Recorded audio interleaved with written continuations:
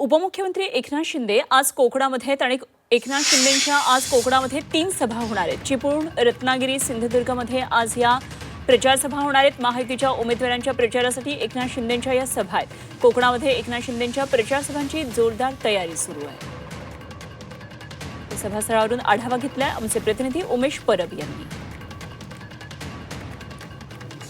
जिल्हा परिषद आणि पंचायत समितीच्या निवडणुकीच्या पार्श्वभूमीवरती महायुतीच्या उमेदवारांच्या प्रचारार्थ उपमुख्यमंत्री एकनाथ शिंदे आज सिंधुदुर्ग जिल्ह्यामध्ये येत आहेत आणि सिंधुदुर्ग जिल्ह्यातील कुडाळ येथे सायंकाळी 4 वाजता ती या ठिकाणी एकनाथ शिंदेंची सभा होणार आहे आणि एकनाथ शिंदे यांची सभा ज्या ठिकाणी होणार आहे त्या ठिकाणी सभामंडप उभारण्याच्या कामाला आता वेग आलेला आहे। जय्यत तयारी जी आहे सभामंडप उभारण्याची ती सुरू आहे।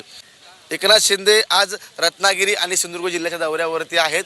ते या ठिकाणी 3 सभा घेतील, एक चिपळूण, त्यानंतर रत्नागिरी आणि त्यानंतर सिंधुदुर्गमधील कुडाळ येथे या ठिकाणी सभा होणार आहे। आणि या सभेमध्ये एकनाथ शिंदे नेमकं काय बोलतील, कोणावरती एकनाथ शिंदे यांची तोप जी आहे ती धडकेल याकडे सर्वांचं लक्ष लागलेलं आहे। खासदार नारायण राणे यांनी मध्यस्थी केल्यानंतर सिंधुदुर्ग जिल्ह्यामध्ये युती जी आहे ती झालेली आहे आणि त्याच पार्श्वभूमीवरती आज सिंधुदुर्ग जिल्ह्यातील जे महायुतीचे उमेदवार आहेत त्या महायुतीच्या उमेदवारांच्या प्रचारार्थ एकनाथ शिंदे जे आहेत ते आता सिंधुदुर्ग जिल्ह्यामध्ये दाखल होतील आणि एकनाथ शिंदे या सभेमध्ये उपस्थित जे कार्यकर्ते असतील किंवा जे मतदार असतील त्यांना काय सांगतील किंबहुना आपल्या भाषणामध्ये कोणावर तोप दाखतील याचकडे सर्वांचं लक्ष लागून राहिलं आहे। उमेश परब, झी मीडिया, सिंधुदुर्ग।